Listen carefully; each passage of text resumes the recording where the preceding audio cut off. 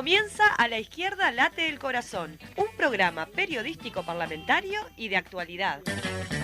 Acompáñanos por Radio Fénix 1330M y radiofénix.ui o más tarde en nuestras redes sociales. A la Izquierda Late el Corazón. El accionar parlamentario cerca de la gente. ¡Ja! Yeah. ¡Ja! La mula no era arisca, pero la hicieron. La niña no era feminista, pero aquí nos vemos. Con paz creemos, machitos no sabemos, porque es normal que los lobos vistan piel de cordero. Y es que hay que ver quién critica bajo qué norma. Si soy yo la que está mal o eres tú quien se conforma. Si no quieres saber nada de mí por mi pensar, si es más fácil desde tu privilegio juzgar ni hablar. ¿Y qué más da? Una asesinada más. Si seguro mi protesta es pa' quitarte tu lugar. Qué irracional mi discurso radical, exigir que las minorías tengamos respeto igual. Suena increíble pensar que somos personas siendo parte de... Bueno, muy bien, así comenzamos un programa más de A la Izquierda Late el Corazón, dándole las bienvenidas a todas y todos los que nos están escuchando. Muy buenos días, Paola, ¿cómo estás? Muy buen mediodía para todos, todas y todas. Abríamos el programa con esta canción que se llama Incómoda, manifiesto feminista, de la artista mexicana Mare Advertencia. Es una rapera mexicana que hemos descubierto hace poquitos días buscando música para acá, para el programa. Recomendada, altamente recomendada. Es muy interesante lo que propone allí la compañera, así que nada, bienvenida Mare Advertencia. Exactamente, la estamos estrenando. La estamos estrenando acá en el aire de la Fénix. Bueno, muy bien.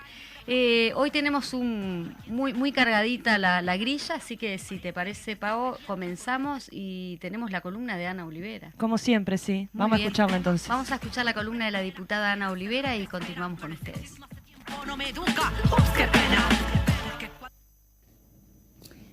Muy buenos días a todas y a todos. Estamos nuevamente con nuestra agenda parlamentaria, con nuestra columna. En este caso, estamos grabando el día martes, dado que hoy martes, mañana miércoles, en los horarios de la audición, justamente está funcionando la comisión que está debatiendo la reforma jubilatoria. De hecho, en el día de hoy recibimos a varias cámaras, vamos a recibir a la Cámara de Industria, a las cámaras empresariales, a la Cámara de la Construcción, a la Caja Profesional, o sea que tenemos un arduo trabajo. Este es el trabajo que está desarrollando la comisión, más allá de la invisibilidad que sigue teniendo desde nuestro punto de vista el tema de la reforma jubilatoria. Una invisibilidad querida sin lugar a duda por los impulsores de la reforma, por el herrerismo y sus aliados.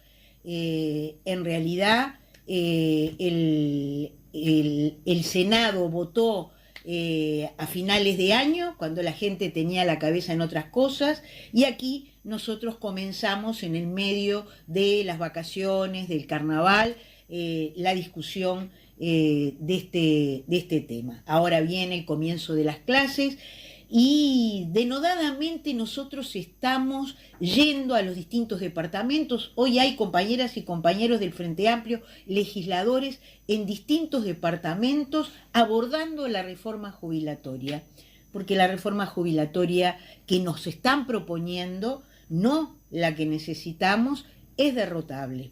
De hecho, ya hubo modificaciones que se produjeron en el Senado que ponen en cuestión realmente si van a obtener ellos los objetivos de reducción del gasto, que es el objetivo que tiene, no la sustentabilidad social, y simultáneamente con eso han estado los cuestionamientos que se hace desde Cabildo Abierto y en estos días, en esta semana, los cuestionamientos que se hacen desde el Partido Colorado diciendo que ellos van a ver si es cierto o no esto de que hay gente que pierde.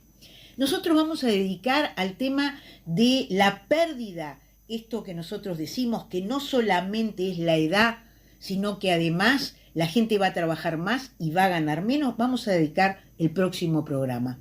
En el día de hoy nosotros vamos a hablar de un tema muy brevemente que es de los más cercanos. Yo hablé en las 2 columnas anteriores de los que comienzan inmediatamente. ¿Se acuerdan? De las pensiones de sobrevivencia y de la jubilación por incapacidad. No son los únicos, podremos después volver sobre algunos otros temas que son inmediatos. Ahora vamos a hablar de un tema que empieza a regir a los 180 días de aprobada la ley. Es decir, 6 meses después de aprobada la ley, comienza a regir el proceso de incorporación obligatorio y universal a las AFAPs. ¿Qué quiere decir esto? Para alguna gente algo novedoso, y es que hasta el día de hoy determinados salarios por la reforma del 96 no están obligados a estar en las AFAP. Más allá de que hay mucha gente que empieza a trabajar y automáticamente la incluyen en una AFAP, no teniendo obligación en función de cuáles son sus ingresos. Después puede hacer una opción de aportar menos, que le produce bonificaciones o le puede producir bonificaciones al futuro. Bonificación que es eliminada con la ley. Pero eso es un poquito más complicado de expresar. Vamos a hablar de este tema que comienza a regir a los 180 días. ¿Qué quiere decir obligatorio y universal? 1, que no importa el salario que tengas, en primer lugar. 2, que es absolutamente para todas las cajas, no solamente para aquellos, digamos, que están en el Banco de Previsión Social. Todas las cajas deberán incorporarse a las AFAPs, y además de todo esto, los trabajadores que se incorporen luego de estos 180 días también están obligados a incorporarse obligatoriamente a las AFAPs. Esto es algo que la gente no sabe. En realidad ya nos costó mucho que mucha gente entendiera que no era obligatorio en función de su salario en la etapa anterior incorporarse a una AFAP. Pero bueno, este es otro aspecto entonces que para nosotros es fundamental. Acá nos decía el informe de nuestros asesores, se amplía el negocio de la capitalización individual, eso es las AFAP, la capitalización individual, a toda la población y obligatoriamente, para todas las otras cajas y cualquiera sea el salario de las personas. Se incluyen todos los nuevos trabajadores y trabajadoras luego de 6 meses de vigencia de la ley, al tiempo que se derogan las posibilidades de desafiliación de AFAPs establecidas por ley en nuestro gobierno. Se refiere a la ley de los cincuentones. El sistema mixto en Uruguay se confunde con las AFAPs. Se hace creer que mixto en el mundo son solo las AFAPs. En el mundo hoy solo una veintena de países tienen AFAPs o similares. Entonces, la creación de las AFAPs se realizó en el año 1995 con esa reforma, y después, es decir, nosotros introdujimos algunas modificaciones y no extendimos el sistema. Bueno, hoy obligatoriamente, insisto, a los 6 meses que empiece a regir, van a contribuir, va a haber aportes individuales a las AFAPs. Nos parece que este es un tema que amerita también la reflexión.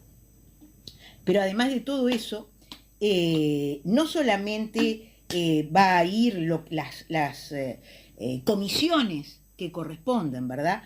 Dice, van a ir a las cuentas individuales, que esos son las AFAPs, otros ingresos, como aportes personales voluntarios y complementarios, entre ellos algunos que podrán ser obligatorios si así lo decide el Poder Ejecutivo, entre las muchísimas facultades que esta reforma le asigna al Poder Ejecutivo.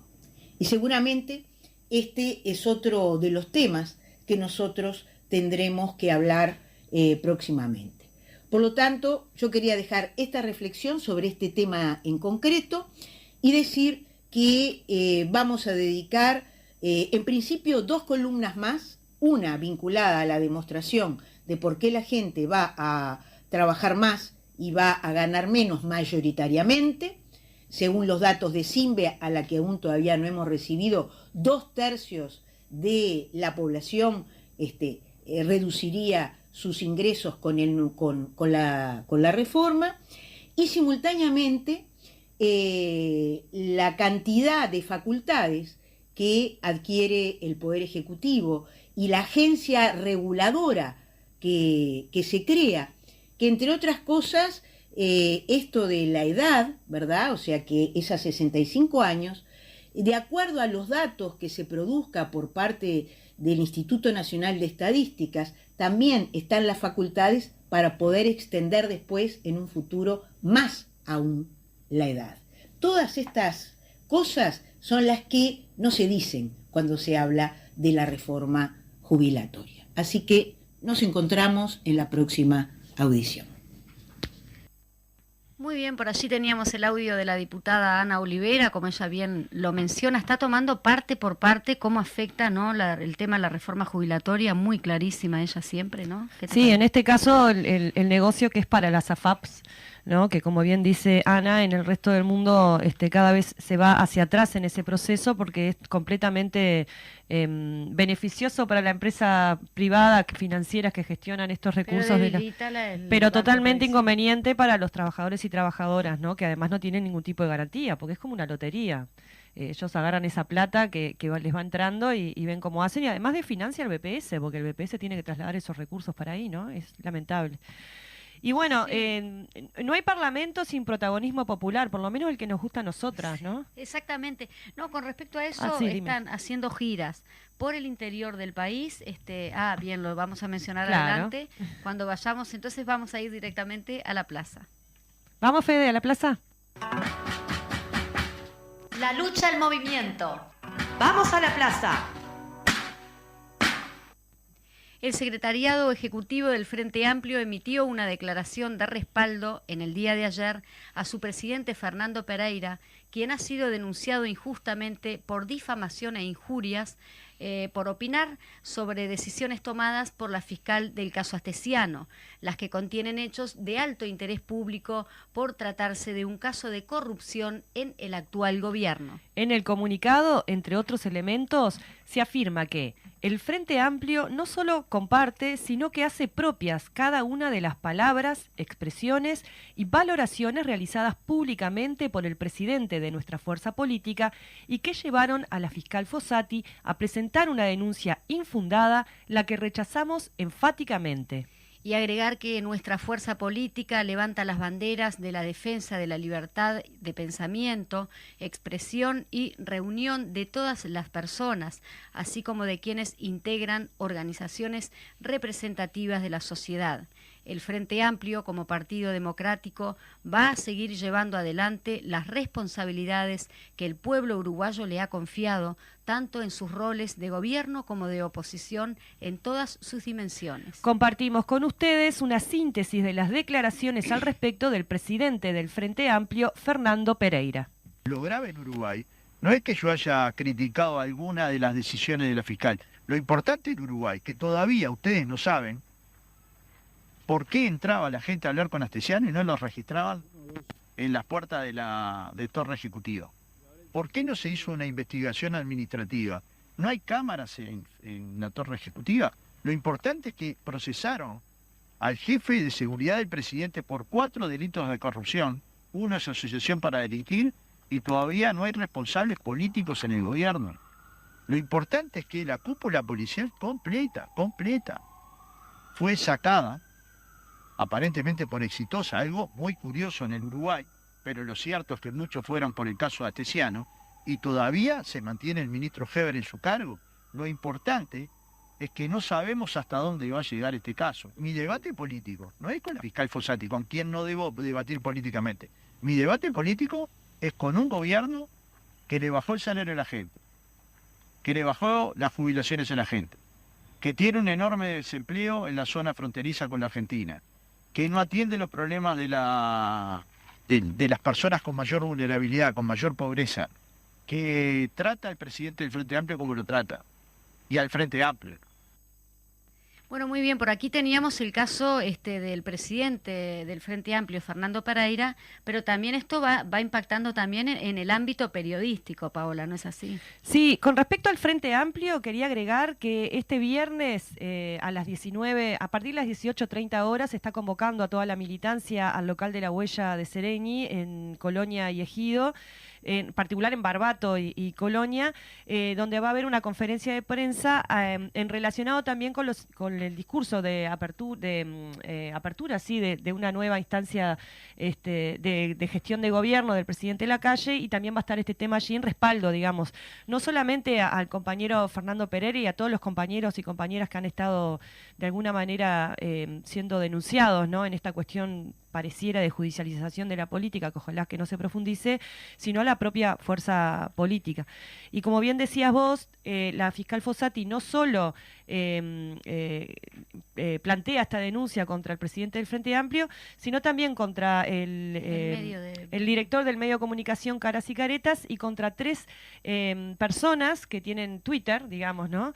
Y han sido muchas las muestras de solidaridad también con el medio de comunicación, como había pasado también con La Diaria y con TV Ciudad, que parece que hay como una cuestión de si el medio no es la línea editorial que a vos te gusta, entonces es criticado, y en este caso, peor aún, denunciado por la fiscal, ¿no? No, y se está violando obviamente la libertad de expresión que tan preciada es para los medios de comunicación, todos, ¿no? Y claro, opinar diferente es algo que es necesario incluso en un sistema democrático en el que todos podemos tener opiniones diferentes, y que luego en esa discusión popular y política se lauda luego cuando se pasa a votar, y después la oposición sigue jugando dentro del marco político de la misma manera que lo hizo. Porque no son sancionados ni Claro, nada. pero de la misma manera que lo hacía la oposición cuando era gobierno del Frente Amplio, que era sumamente dura, cuestionadora, sumamente cuestionadora, y los medios de comunicación también, y sin embargo, bueno, tienen derecho a expresarse. Puede no gustarte, podés plantear que la verdad que no estoy de acuerdo con lo que vos me estás cuestionando, pero me parece que cuando cruzamos el límite, en este caso, desde además la Fiscalía, de plantear una denuncia porque no me gusta lo que dijiste, es complicado, ¿no? Toda nuestra solidaridad entonces para ese medio Caras y Caretas, los compañeros que trabajan allí. Bueno, muy bien, continuamos entonces, si te parece, en el marco de la discusión sobre la reforma jubilatoria. El espacio 1001, en conjunto con todo el Frente Amplio, recorre todo el país para conversar acerca de que este proyecto del gobierno no es una reforma, es un recorte encubierto de las futuras jubilaciones y pensiones. Ana Olivera, Ubaldo Aita, Micaela Melgar, Juan Castillo y Verónica Mato recorren Salto, Florida, Canelones, Maldonado, Colonia y Tacuarembó. Otra reforma es posible. Los derechos se defienden colectivamente y cara a cara. Muy bien, en otro tema, conflicto generalizado. En diciembre del año pasado, los trabajadores de la Sin Rival, que ya llevan un buen tiempo de negociaciones sin mayores avances, estaban sin percibir buena parte del cobro de aguinaldo y salarios vacacionales. En la medida que las autoridades de la panificadora siguen por toda respuesta planteando la posibilidad de su cierre, los trabajadores y trabajadoras organizadas en la mesa de panificadoras industriales paralizan sus actividades este 1 de marzo, hoy, de 10 a 14 horas, y concentraron en realidad hoy temprano a las 10 de la mañana frente a Torre Ejecutiva para entregar una nota. Bueno, muy bien, esperemos que esos resultados sean buenos. En ese caso, los trabajadores reclaman que el Poder Ejecutivo intervenga en el conflicto, ayudando a la búsqueda de soluciones, piden los trabajadores. Sí, el paro abarca las 7 panificadoras industriales de Montevideo, entre ellas Pagnific y Friopan, una panificadora artesanal, y las actividades en sus centros de acopio en el interior del país. También pararán los trabajadores de las panificadoras de los supermercados con elaboración en todo el país, como Tata, Devoto y Devoto Express, informó Caras y Caretas. Bueno, muy bien. Trabajadores de operaciones de pedidos ya que trabajan en calidad de dependencia denuncian una iniciativa tomada por la empresa de tercerizar el trabajo en ese sector. Los trabajadores explicaron a Zamboa TV que si bien inicialmente la empresa era uruguaya, actualmente pertenece a un grupo alemán llamado Delivery Hero, que está fomentando la tercerización del empleo. La empresa ejecutó un plan de retiro incentivado en los meses de enero y febrero de 2023 que la empresa esperaba que fuera de mayor impacto, pero esto no fue así y se mantuvieron en sus fuentes de trabajo. UTP, la Unión de Trabajadores de Pedido Ya, reivindica que la mano de obra se mantenga en Uruguay, ya que hay gente que quiere trabajar.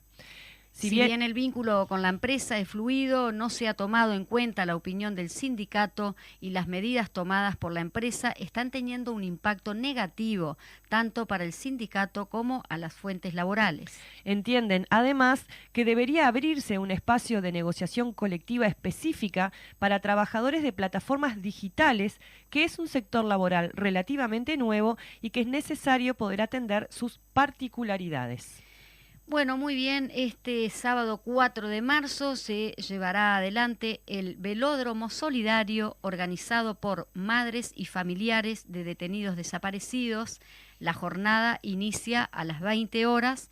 Actuarán curtidores de hongos, asaltantes con patentes, Diablos Verdes, La Gran Muñeca, Doña Bastarda y La Venganza de los Utileros. Muy bien, toda la gente para allí, para apoyar. Seguimos con carnaval. Sí, y seguimos con derechos humanos. Continuando con el tema de derechos humanos, informamos que el fiscal especializado en crímenes de lesa humanidad, Ricardo Percivale, pidió el procesamiento con prisión del militar turco Arab por el fusilamiento de 5 militantes del MLN en la localidad de Soca en diciembre de 1974.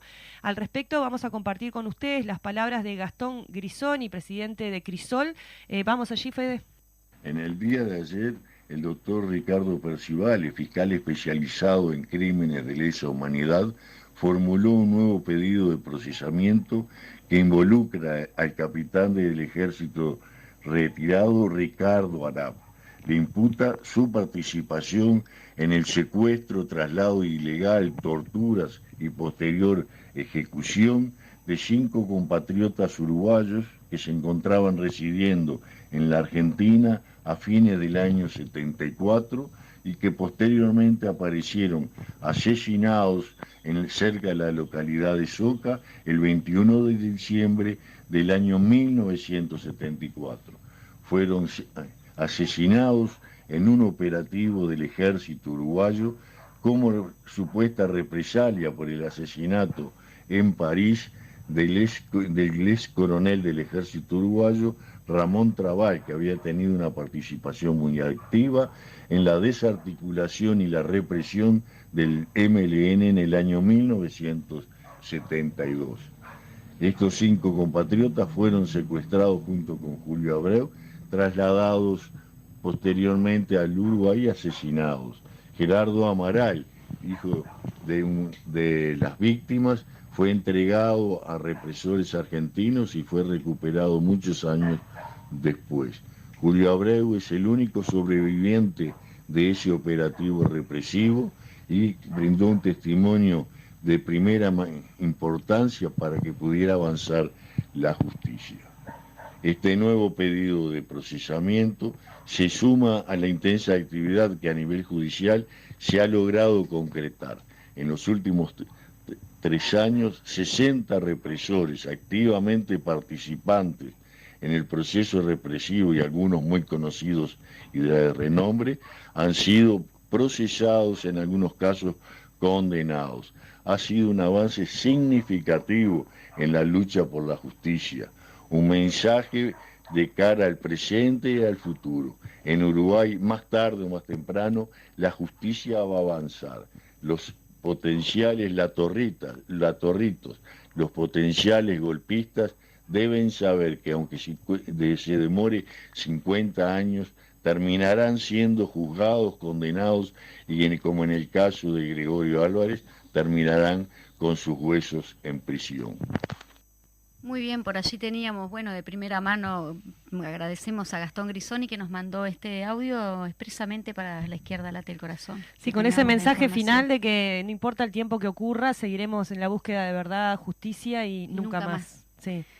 Con respecto a eso también mencionarles de que va a haber una sentencia en el caso del juicio oral y público de la causa de los vagones. Eso va a realizarse el lunes 6 de marzo, allí a las 13 horas, en el juzgado de tercer turno de Canelones. Convocamos a todas las compañeras y los compañeros que puedan estar acompañando ahí esa instancia, que vaya si es necesaria para los que van a estar allí, enfrentando esta situación. Sí, aparte histórico también, ¿no? Una cuestión viene que de hace mucho, con un proceso muy removedor, muy importante, impulsado por la Secretaría de Derechos Humanos de Canelones, también eso hay que decirlo, con compañeros y compañeras muy grandes que han tenido que volver a pasar por allí, más allá de que eso siempre está dentro, pero un juicio implica volver a pasar por circunstancias y por hechos tremendos, compañeros que ya no están, que fueron también parte de que se fueron sin tener justamente. Exacto. Y bueno, nada, esperemos que estén rodeados como han estado durante todo este proceso de muchos compañeros y compañeras para hacer el aguante y para solidarizarse y también para, de alguna manera, no sé si es festejar la palabra, pero sí reivindicar la importancia de estos procesos y lo que decíamos, ¿no? Verdad, justicia, memoria y nunca más terrorismo de Estado. Bueno, bien, y se nos viene el 8M. Sí, sí, comentarles aquí. El Día Internacional de la Mujer Trabajadora, bajo la consigna Feminismo de clase antirracista y antipatriarcal, el PIT-CNT junto al resto de las Poneme la musiquita de fondo ahí, Fede, de la Mara ahí. Ahí está. Eso es. El PIT-CNT junto al resto de las organizaciones sociales y feministas se aprestan con diversas actividades preparativas para lo que se espera será una gran movilización. Majito. Bien, eso era para haberlo grabado como un spot, ¿no? Recordamos, además, que se llevará adelante un paro de 24 horas y que cada sindicato está defendiendo la modalidad de la aplicación del mismo. El bloque del PIT-CNT participará a las 17:30 desde Plaza del Entrevero hacia la Universidad de la República. Sí, hay un montón de actividades que se están llevando adelante por la Intersocial, los comités de base, distintos colectivos. En Casaballe, por ejemplo, va a haber una movilización en toda la zona territorial que arrancan desde las 4:30 o desde las 2:30 de la tarde y después desde allí se van a trasladar hasta acá, hasta el centro, ¿no? Porque a veces es difícil llegar. Recordamos que la Intendencia de Montevideo definió 2 boletos para las mujeres que se movilicen el 8 de mayo gratuitos, que no tienen que hacer ningún trámite, que eso se va a descontar automáticamente. Sí, salvo lo de la STM, ¿no? Sí. Si no tenés la tarjeta STM, la puedes sacar para evitar eso. Ah, sí, eso la podés sacar. Para la gente que no tiene, que no posee la tarjeta STM. Sí, se puede tramitar muy fácilmente sin costo. ¿Qué otra cosita más? Van a haber ómnibus que van a salir de los territorios. Algunos intersociales están gestionando eso.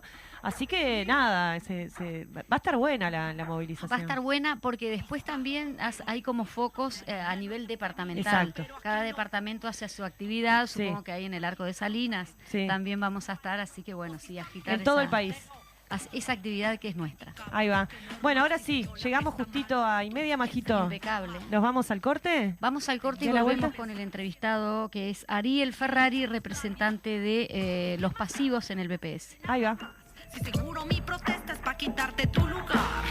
Que irracional mi discurso radical, exigir que las minorías tengamos respeto igual. Suena increíble pensar que somos...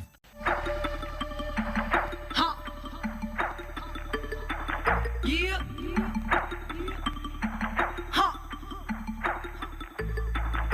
La mula no era arisca, pero la hicieron. La niña no era feminista, pero aquí nos vemos. Bueno, muy bien, con esa canción de fondo recibimos a nuestro invitado central del día de hoy, que es Ariel Ferrari. Ariel es director en representación de jubilados y pensionistas en el BPS y el tema de hoy es la reforma jubilatoria y su impacto negativo en la obligatoriedad de pertenecer a la SAFAP, que nos vas a estar desarrollando tú a lo largo del programa. Buenos días, Ariel, ¿cómo estás?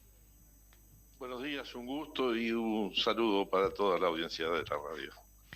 Ariel, perdón, Paola Beltrán te habla acá, estamos aquí junto a Majito. Un gusto, Paola. Bien, bueno, en este caso en particular nos parecía interesante esta propuesta de conversación en relación a cómo afecta esta cuestión de la obligatoriedad y la universalización, ¿no? De la obligatoriedad de estar en una AFAP y cómo eso afecta a los futuros jubilados y pensionistas. ¿Qué podés comentarnos al respecto?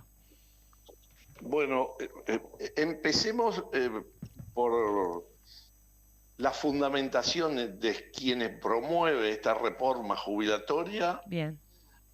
Para decir que los ingresos del BPS son insuficientes y por lo tanto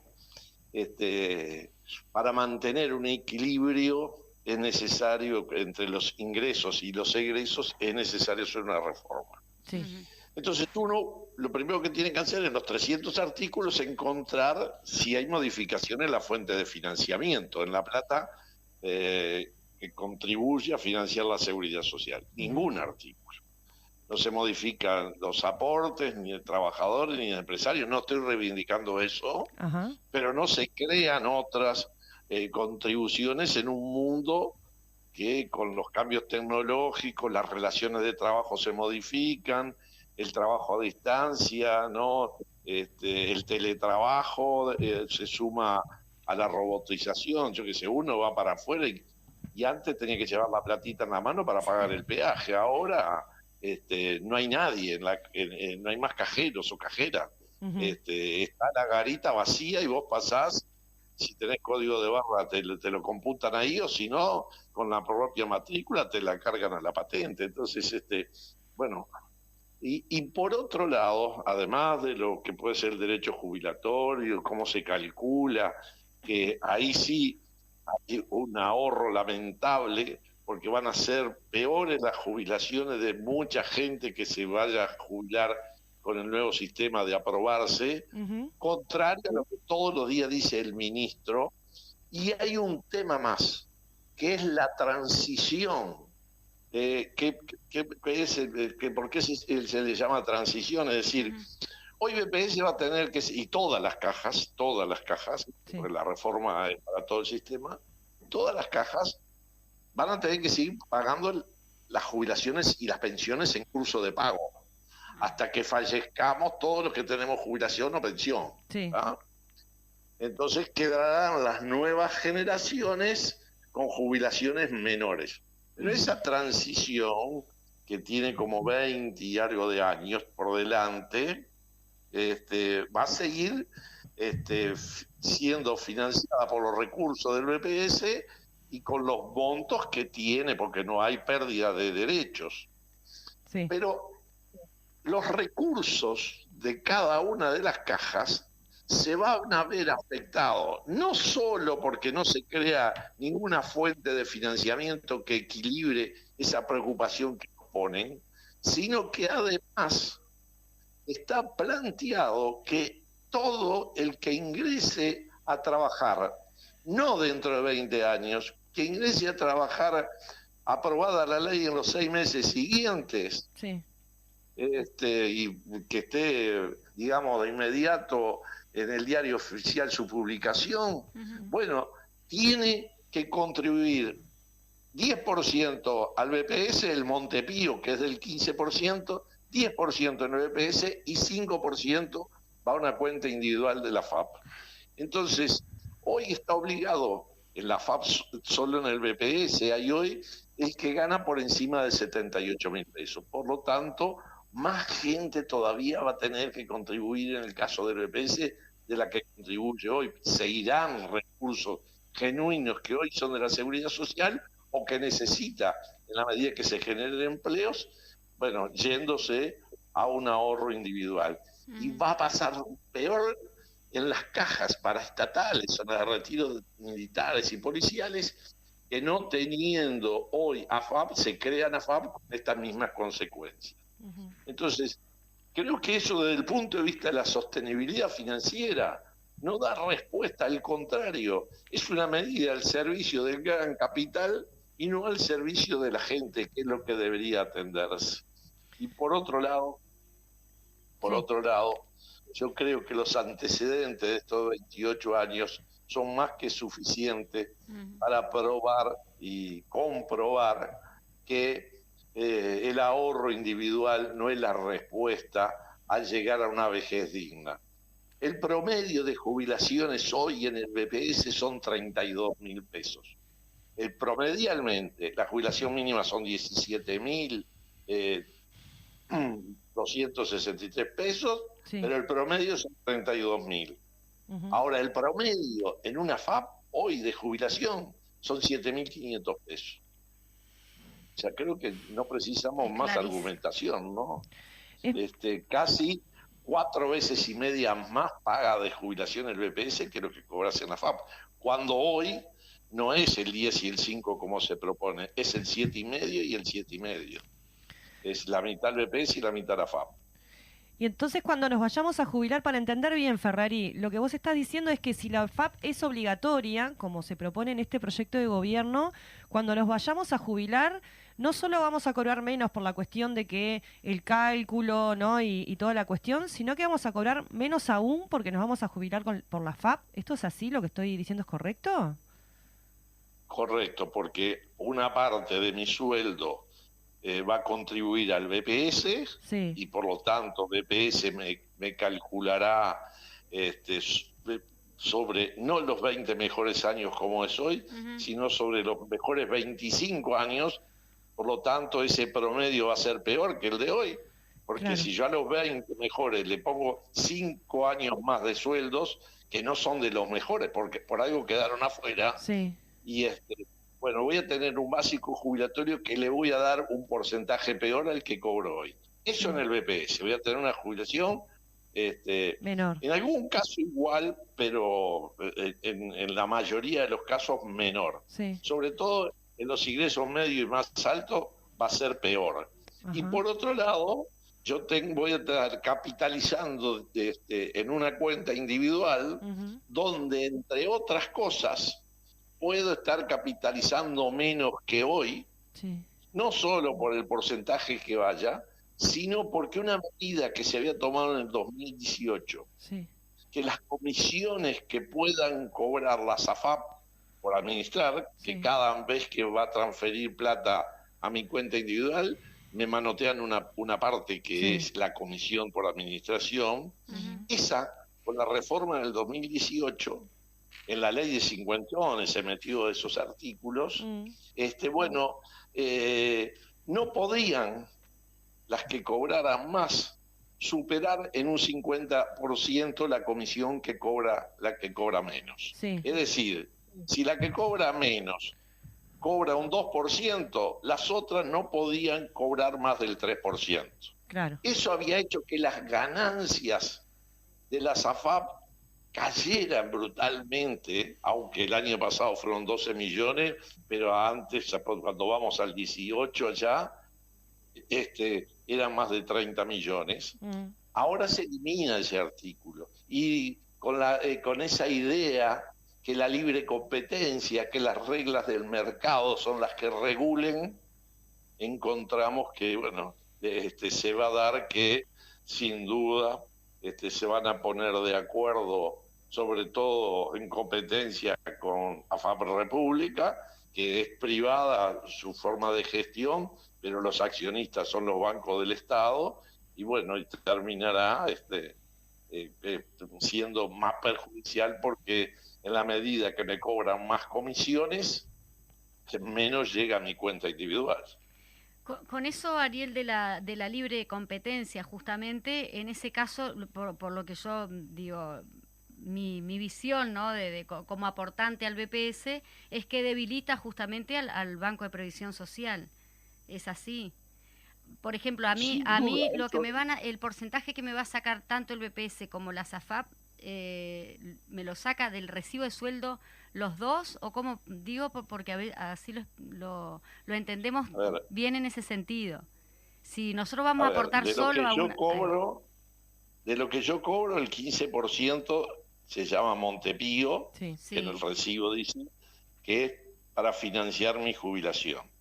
Pero como tenemos un sistema mixto, ahí va. hoy yo aporto al BPS hasta 78.000 pesos y por encima de 78.000 pesos aporto a la FAP.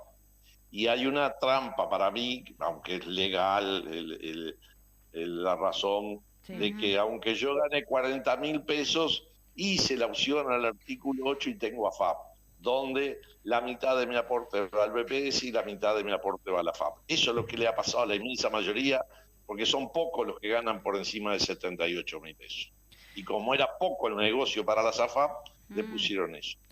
¿Y por qué? Cuando esté la ley vigente, perdóname, cuando esté la ley vigente, cuando esté la ley vigente, bueno, yo cobro 10 pesos y el 15% de esos 10 pesos, 1.50, bueno, un peso queda en el BPS, 50 décimos va para la FAP.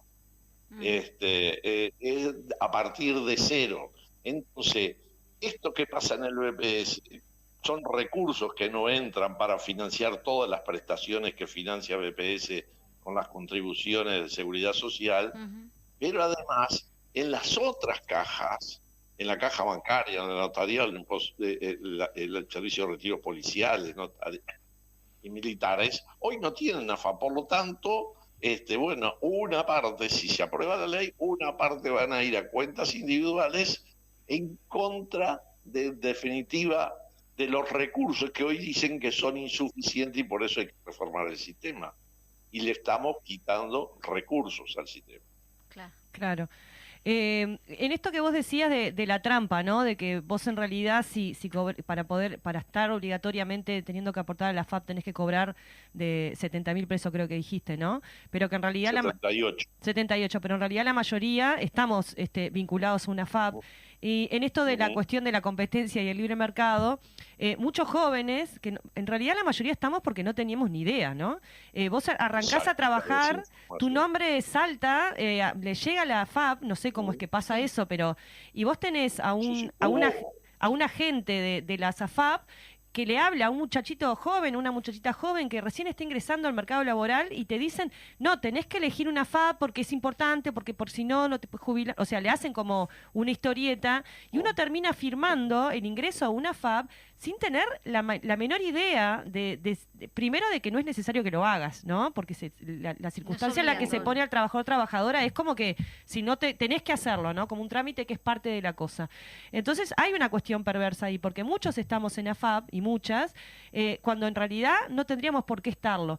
Y lo que hace esta reforma, si estoy entendiendo bien, es transformar eso, que es una trampa de mercadotecnia, si se quiere, en una cosa que está reglamentada. ¿Es así, Ferrari?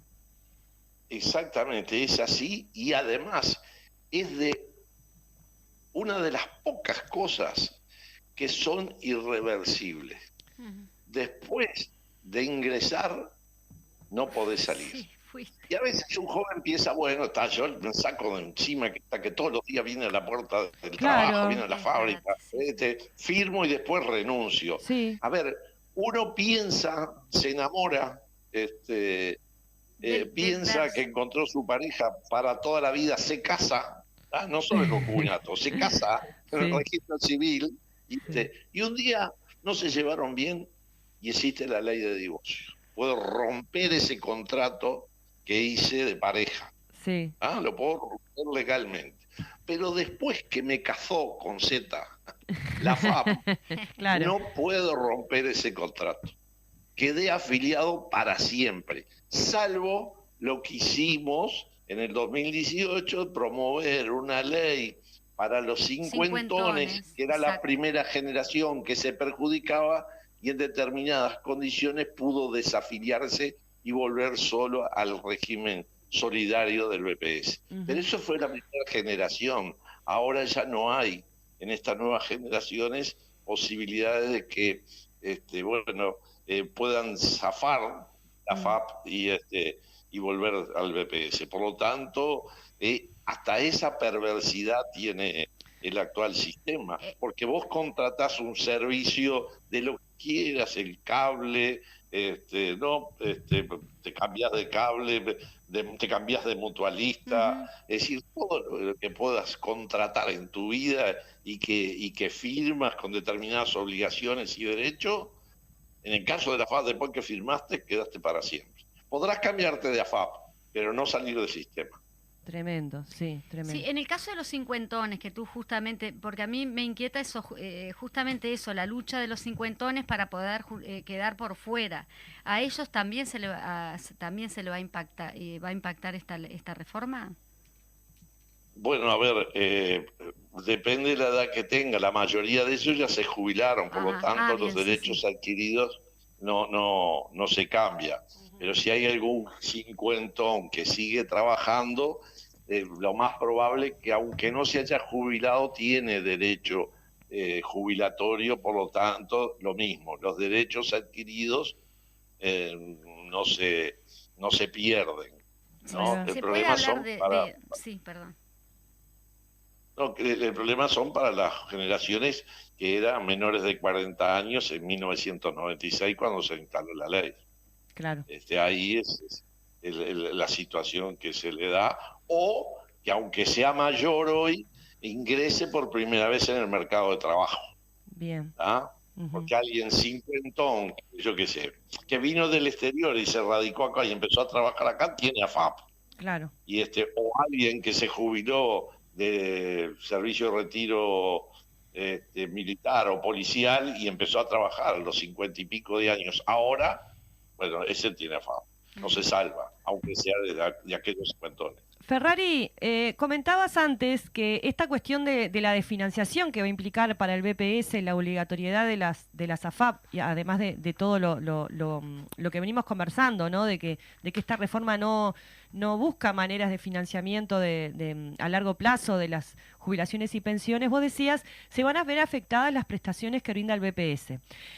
Según lo que tengo acá sobre la mesa de trabajo, entre las prestaciones que da el BPS están las asignaciones familiares, los subsidios por maternidad, los seguros por enfermedad, el subsidio por desempleo, complementos salariales, prótesis y órtesis, que órtesis, busqué ahora rápidamente, son todo lo que tiene que ver con cuestiones externas. Supongo que se hará referencia a los lentes, los audífonos y demás. ¿Esto es así?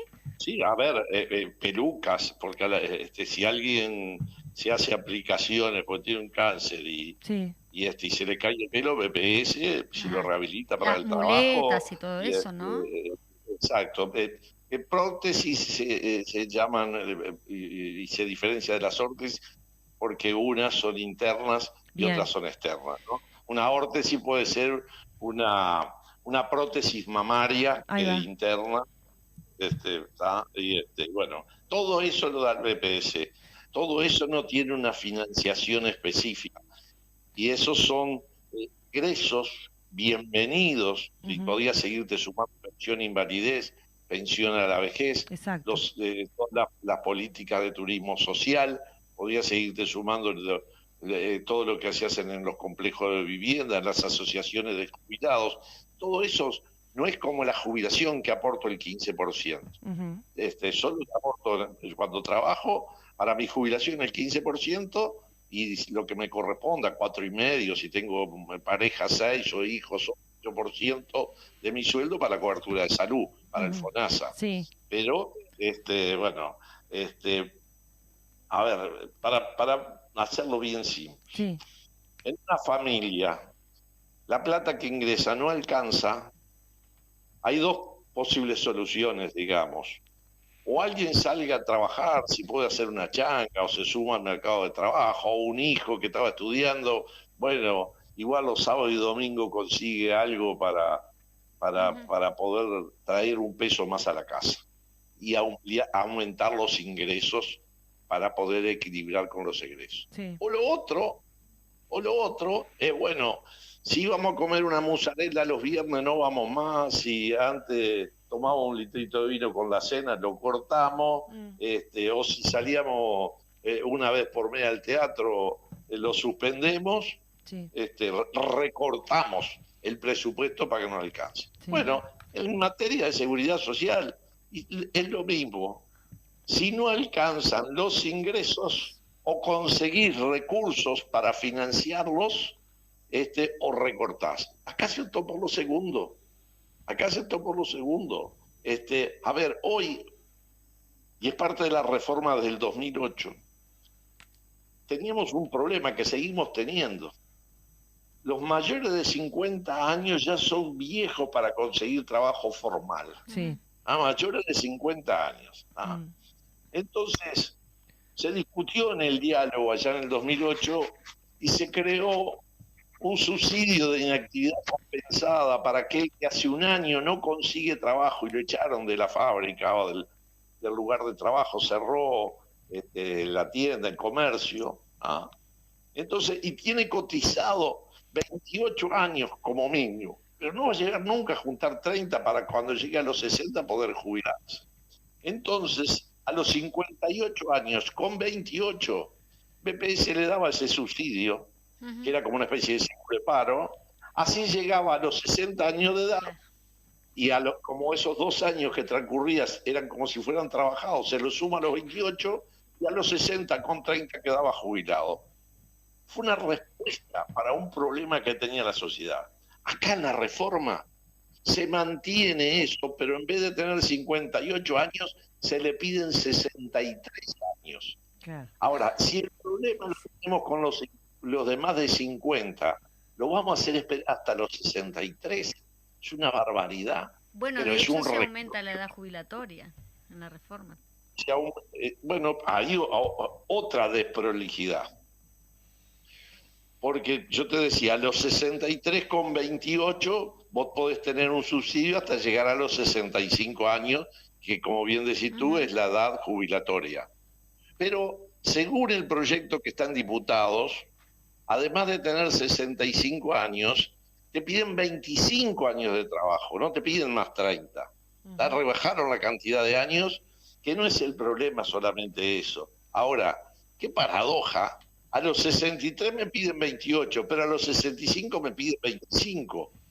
Es decir, tengo 28 años trabajados, pero como no tengo 65, bueno, me van a dar un subsidio desde los 63 a los 65, pero es no analizar un sistema con una integralidad, que es imprescindible tener una integralidad para ver los temas de cuidado, porque si envejecemos, y ese es un problema de que nos pagan durante más años la jubilación, ¿cuál es la calidad que los adultos mayores tienen? Sí. ¿Cuál es?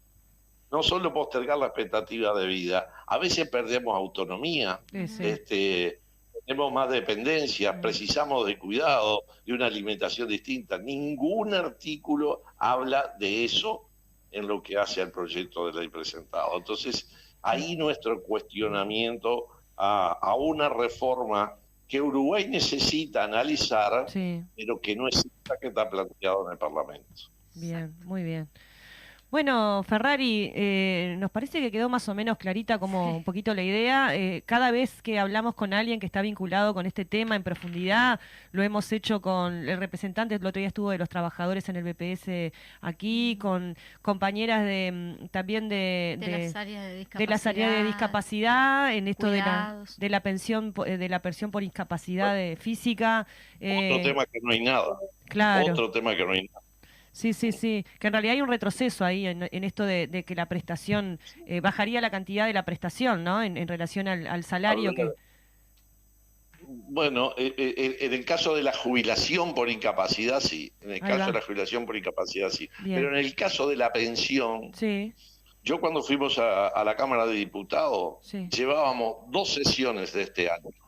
El 25 de enero y el 1 de febrero, ¿no? Nosotros fuimos unos días después, el 4, el 5, ahí fuimos. 26 asuntos tratamos en el directorio denegando pensiones o jubilaciones por incapacidad.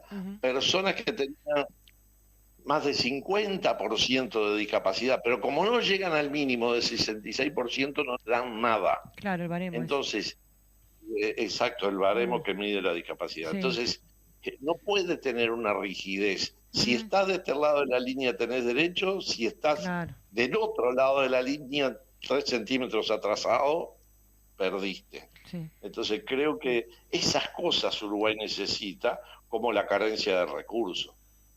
Porque tiene el baremo, tiene 66%, pero resulta que un familiar gana 22.000 pesos, el padre de ese niño que pide pensión gana 22.000 pesos, y decimos que no es carente de recursos, porque tiene ingresos que superan los 20.000. Bien. Disparate. Muy bien. Disparate. Pero bueno, podríamos seguir hablando mucho más de esto, pero tendremos otras oportunidades. Seguro. Si me invita, con gusto. Cómo no, el tiempo es tirano y te queremos aquí en la radio, Ariel. Sabemos que estás recorriendo también en el interior, como todos los referentes parlamentarios. Muchísimas gracias por estar con nosotros. Y el listado ese justamente que hacía Paola de prestaciones, se ve que los recortes van a ir para ese lado, lamentablemente. Gracias. Pero bueno, Ariel. sin duda hay que defender un sistema solidario del BPS, que es la mejor forma de redistribuir la riqueza que el país genera y su gente genera, a través de dar un conjunto de beneficios, como nombraba ella, en materia de seguridad social. Un abrazo y a las órdenes siempre. Bueno, chau, chau. ¿Nos vamos, Paola? Sí, nos estamos despidiendo. Bueno, nada, elementos para pensar esto tenemos un montón. Ojalá que estén siguiendo los distintos programas. Enviamos un saludo a todos quienes están escuchando. Nos pueden seguir por Instagram, en A la Izquierda Late el Corazón. Y si no escucharon en vivo, pueden escucharnos más tarde o volver a escuchar la entrevista en Spotify y en YouTube. Muy bien, chau, chau, nos vemos. Salud. Quien sale de las reglas y parece que desobediente soy de este sistema. No es que yo lo prefiera, quisiera hacer lo que esperan, pero el sexismo